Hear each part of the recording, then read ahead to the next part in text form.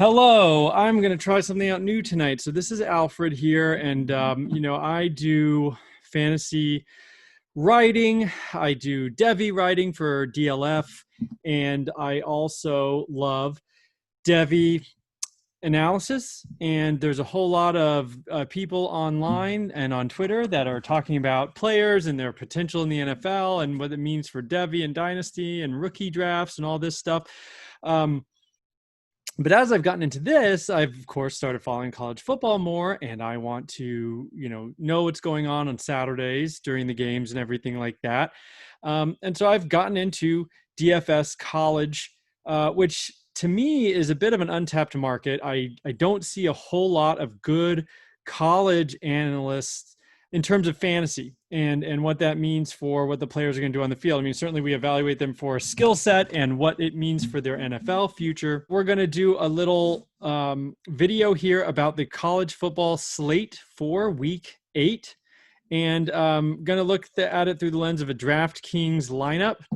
I usually play tournaments. Maybe has a low probability of hitting, but if it does, you win really big. There's tons of variance in college, I feel like. It's much more fast and loose than the NFL.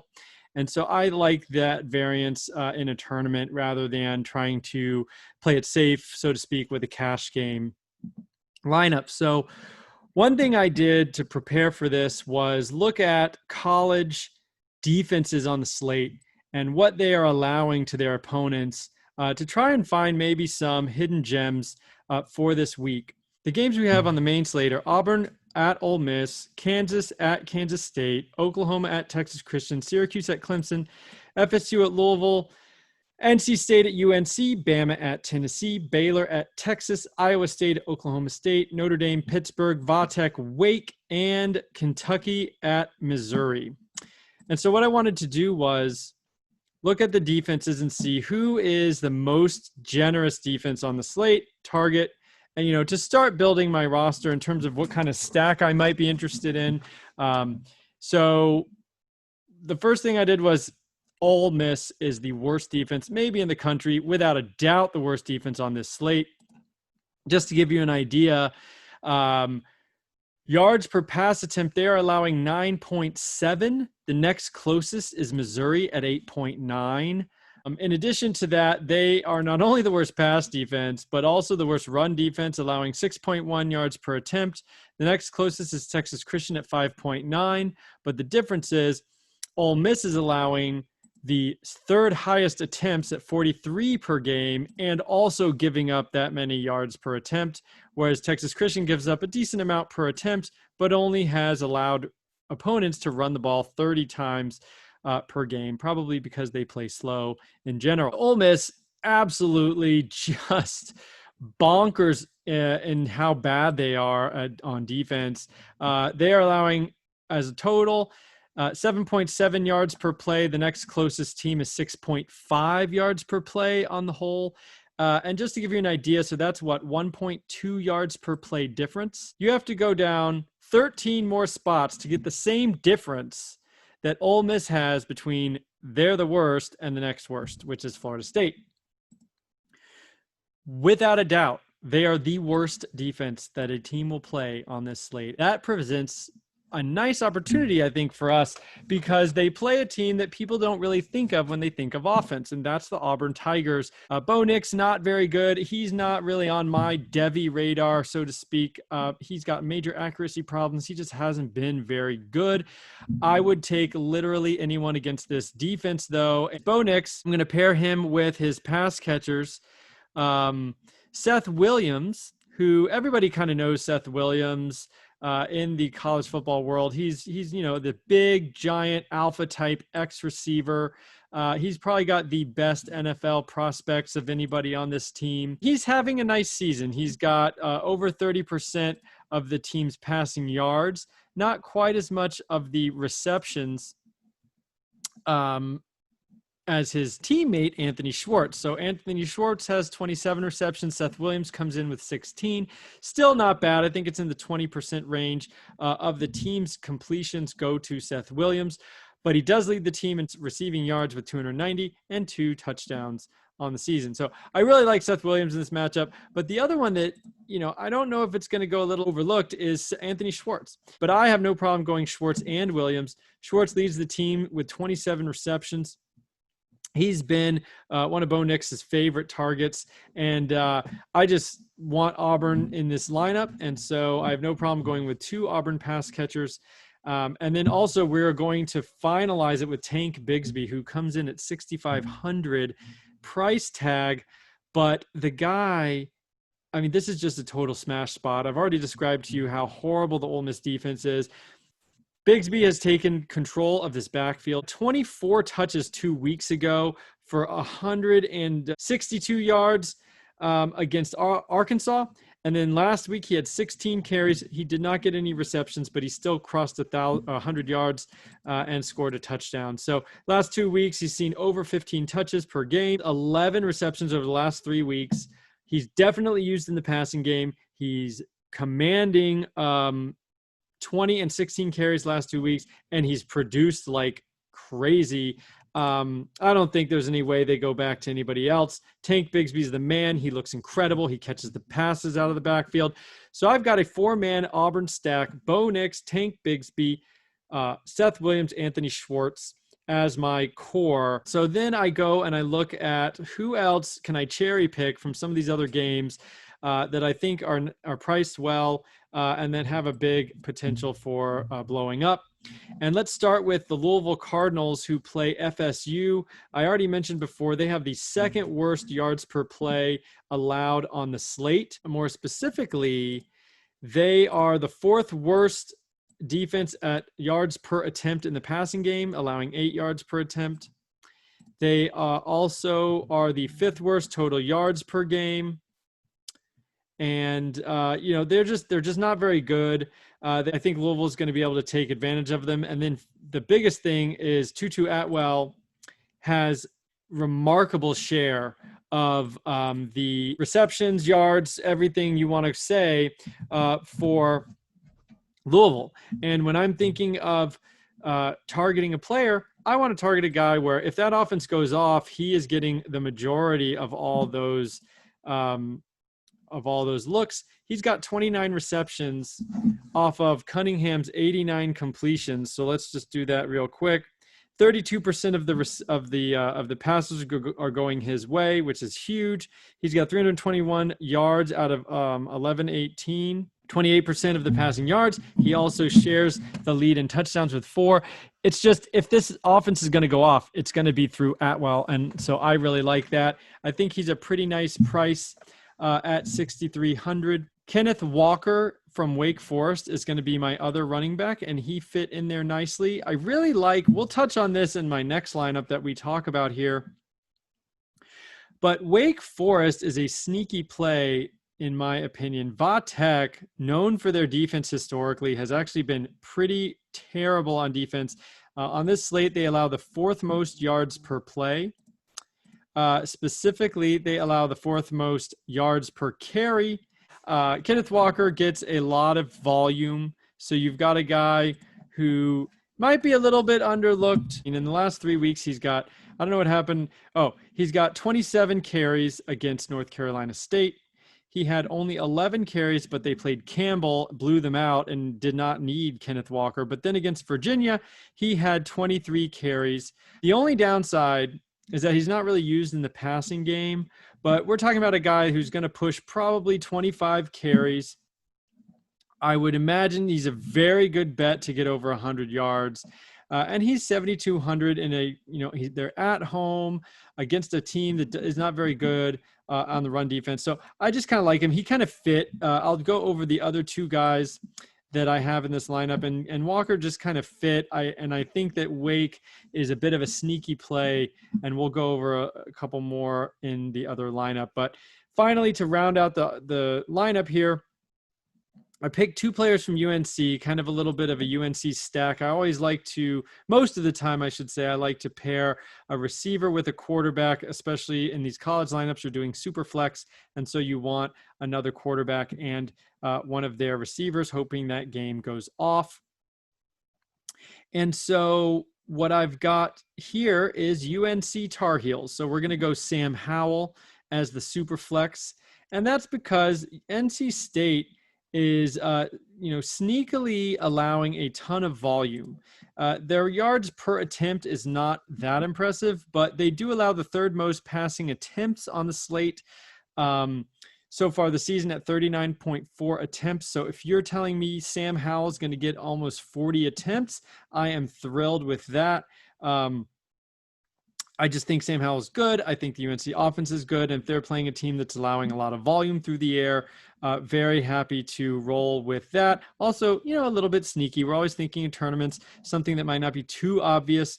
Sam Howell is obviously a household name, but with some of the other kind of explosive offenses, I think that's sneaky. And then we have Bo Corrales is going to be the last option here. And that is certainly not a household name, but he's actually been second in line, in my opinion, in UNC. He's second in yards, behind the number one, no question in my mind, is Dyami Brown. But Corrales has actually been really good. He's got the second most receiving yards at 238. He's averaging the most yards per reception of all the receivers at 18.3. And so given the fact that at this point in the lineup, he basically just fits, he is someone to pair with Sam Howell in a game that might see a lot of passing volume. And so that's kind of the mentality there. He's only 4,500. I think he's a nice play. And obviously with all these guys, you're hoping, they just get into the end zone once, hopefully even twice. And so I like that potential for Bo Corrales. Definitely not a household name, but, basically not that far off Dyami Brown, who's really good. And, I like that play. So that is the Auburn stack lineup. And I've got another one we will go over with you here, which is going to be, like I said, I really think that Wake Forest has some opportunity here. Vatek is a sneaky bad defense. Like I mentioned before, they're allowing the fourth most yards per running attempt, but also in the passing game on this slate, sixth most yards through the air and seventh most attempts allowed. So they are, in the top third, or the bottom third of allowing, the most attempts, most yards per game, yards per passing attempt. They're also, 7.6. That's a little bit approaching the middle of the slate, but the volume is there. The total yards is there.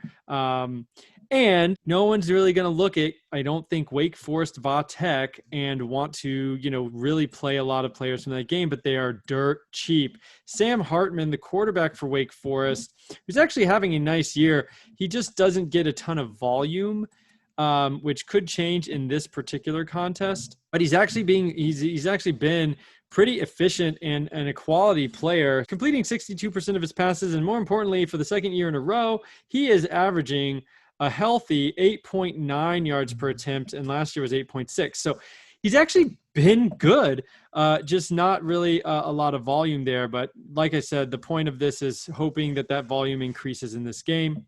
And his number one target on the season is Jakari Robinson, kind of a surprise player, a little bit out of nowhere. I think a lot of people thought somebody else would be their number one receiver, but he's got 20 receptions of the 72 completions, which is good for 27% of their production on receptions wise, and 314 yards leading the team as well. He's got approaching 30% of the team's passing production.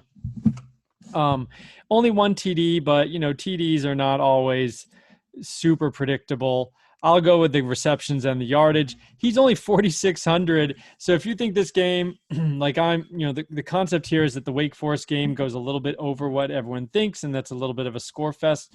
So Hartman and Jakari Robinson, very nice, very cheap, 5,900 again for Hartman, and Robertson only 4,600. So that's how I started this lineup, thinking to do a little bit of a Wake stack there against the ugly Vatek defense.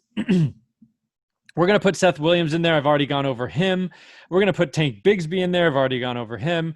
Again, I don't think you can totally fade Auburn this week. I'm going to want to have a lot of their players in there. going back to the FSU Louisville game, Javian Hawkins comes to mind against FSU. Again, one thing really nice about Louisville, they kind of concentrate their offense. Cunningham throws it to Tutu Atwell, and he hands it off to Javian Hawkins, and that's about it. They don't spread the ball around too much. You know what you're going to get. And so if you can target a game that they're going to be successful on their offense, I have no problem going Atwell and Hawkins, stack them, do them in separate, and, just hope one of them gets all the touchdowns.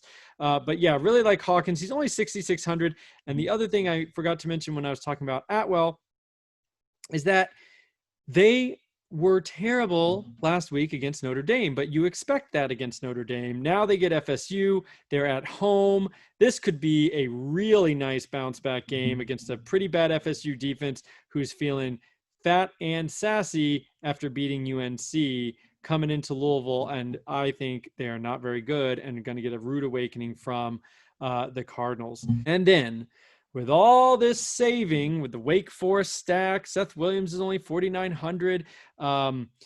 We get to the Alabama stack. Now, you really can't do this very often because the players are so expensive, but they're just incredible. I mean, it doesn't really matter who the opponent is. I'm not even going to go through all the stats. I mean, Tennessee's defense to this point has actually been, kind of good, but no one is this Alabama offense. It doesn't really matter.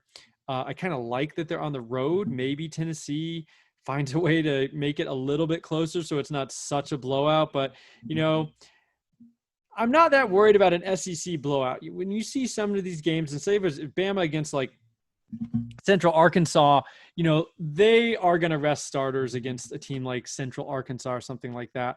But, on the road, SEC game, I'm not that worried about, Bama sitting players. And if they do, it's going to be 56-0 in the third quarter. And we've already got all the production we want. So I think a stack here is actually pretty interesting. I'm not that worried about a total blowout to the point where, you're losing points. The way that actually might be a little more worried about Clemson blowing out Syracuse and resting their guys in the second half the way they kind of did against Georgia Tech. I think this Bama-Tennessee game might be a little more competitive, and I think that, we feel good about Bama. Now, who do I pick? Mac Jones, the quarterback, is having an absolutely insane season, completing 78% of his passes. He's like 13 yards per attempt. I mean, he's just playing out of his mind. I really like him. He doesn't offer rushing upside that sometimes I would like to see, but a lot of the players on this slate don't really offer that rushing upside or are playing against a defense that is going to limit that. So I really like Mac Jones. Just pick your receivers. I think, interestingly, Jalen Waddle, even at 7,700, the guy has had 5 receptions and at least, I believe, definitely 100 yards, maybe 150 yards every single game. So what's that, a floor of 20-something points? I mean, he's 7,700. He's going to get 3x of that almost on lockdown. He also returns kicks, so you have the opportunity for maybe some kind of special team score. I mean, for a tournament play, he's about as good as you can get. Cash play, he's also about. I mean, he's everything. He's everything you want. And then I picked Mechie because he fits the salary at 5,500, and he's been really good. I think he's coming on.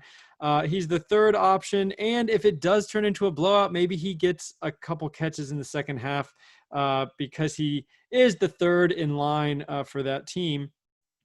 Even if they rest Waddle and Devonta Smith, maybe Mechie gets something in a blowout, and maybe he gets it in the first quarter too. I mean, it's not like he's not being used, but that kind of feels like a nice play there. Leaving out Devonta Smith, but he's also kind of by far the most expensive of the three, and he does have all the receptions, but he's at 8,400. Waddle's at 77. Devonta Smith has 2 games under 100 yards. Waddle can take anything 75 yards for a touchdown. So I think Waddle's actually maybe a better bet for 100 yards, and you're getting $700 in savings. So that's my thought process there, although Smith does have more receptions on his on his resume. So to review, this lineup has the two Auburns, Tank Bigsby, Seth Williams. It's got the Bama stack, Mac Jones, Jalen Waddle, John Mechie. It's got then the Javian Hawkins, a one-off from the Louisville game, which I really like against FSU. And then you have Wake Forest, Sam Hartman, and Jakari Robinson, which granted, this is definitely a risky play. The idea is that it's going to be not many people are going to have Wake Forest players, much less two of them, much less the quarterback. If anyone plays Wake Forest, it's probably going to be Kenneth Walker like we did in the other lineup.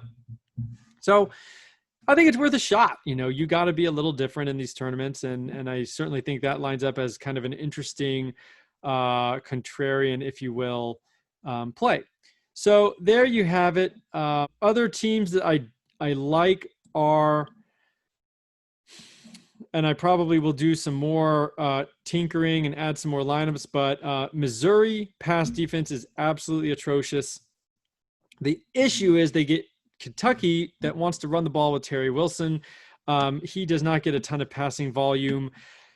Certainly an interesting play there because the offense is so unique with Terry Wilson and his dual threat nature. I just don't know. It's hard for me to say, are they going to let him throw it 25 times?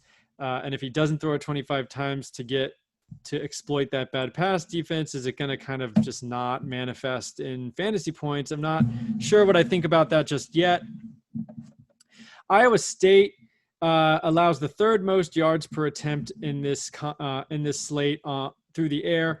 They get Oklahoma State. The problem is we don't know who Oklahoma State's quarterback is going to be. Shane Illingsworth, the really good freshman, has been sharing reps with Spencer Sanders, who is the incumbent. But Illingsworth has looked great. I just don't know, will they go back to the incumbent if he's ready to play? I would keep an eye on that. If we get a named starter before the weekend, I certainly wouldn't mind an Oklahoma State stack with whoever the quarterback is in Tylan Wallace, because that Iowa State pass defense is exploitable for sure. Bama's pass defense is actually not very good, but I don't know. I'm not bold enough to play any Tennessee players against Bama. I mean, they don't have a quarterback.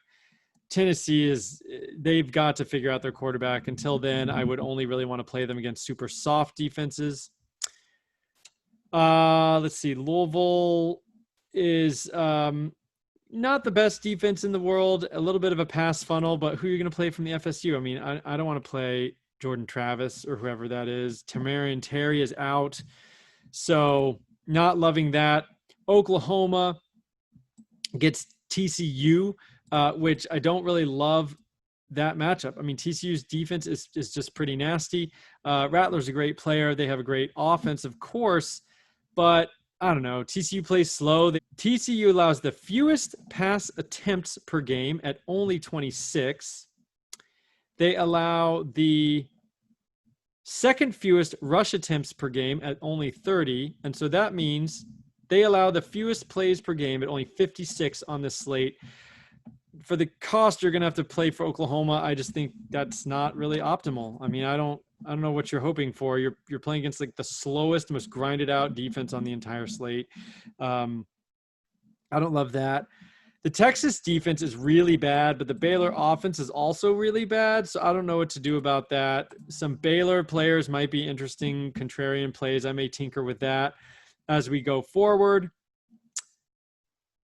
I think that really, kind of sums it up. One other thing, and I haven't figured out what I want to do with this yet either. The Kansas State pass defense. So Kansas State has allowed 41 passing attempts per game. They have allowed, a decent 6.8 yards per attempt, but they are pretty exploitable through the air. They get Kansas, though, who you could play a Kansas receiver. I think Andrew Parchment tied for the team lead in receptions, 17 for 140 and 2 touchdowns on the season.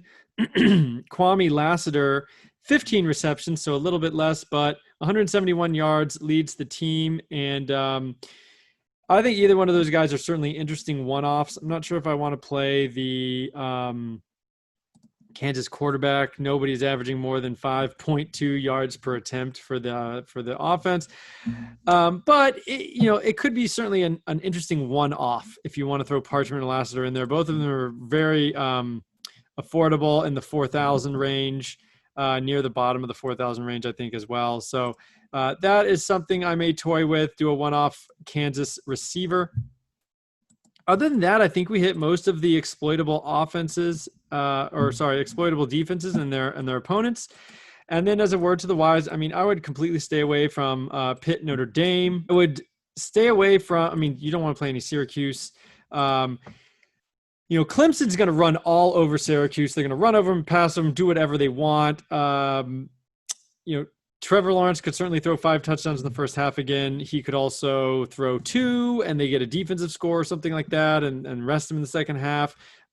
Etienne is just too expensive he hasn't been used that much because they haven't needed him. So I think, I don't know, Clemson against Syracuse at home against Syracuse. These games get so out of hand. Unlike the Bama-Tennessee game, which I think might be a little bit more of a contest, Clemson could be up 48-0, 49-0, and I don't know where those touchdowns are coming from. Last week Lawrence was worth it, but if he throws 1 or 2 less touchdowns, they get a defensive score, or Etienne could score 2 touchdowns but not even get to 100 yards, just because they won't need to run that many plays. So that's enough about that. I don't love Clemson at the price. Even though it's just an incredibly soft matchup. And then I think we touched on most everything else. So, good luck to you. This is my process. This is what I'm doing this weekend.